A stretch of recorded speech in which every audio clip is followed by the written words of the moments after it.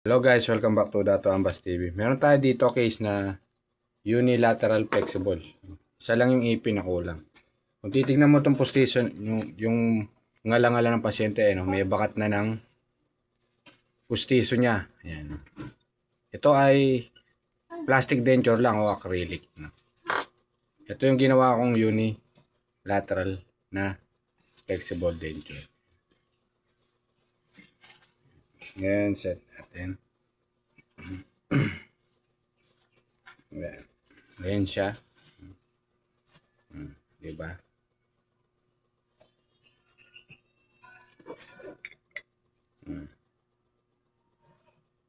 Ganyan siya pag nakasuot sa pasyente.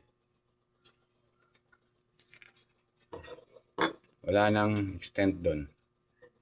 Ganyan na lang siya. Kaya kung may case kayo na pwede sa unilateral, paggawa nyo ganito, pwede. Thanks for watching. Bye-bye.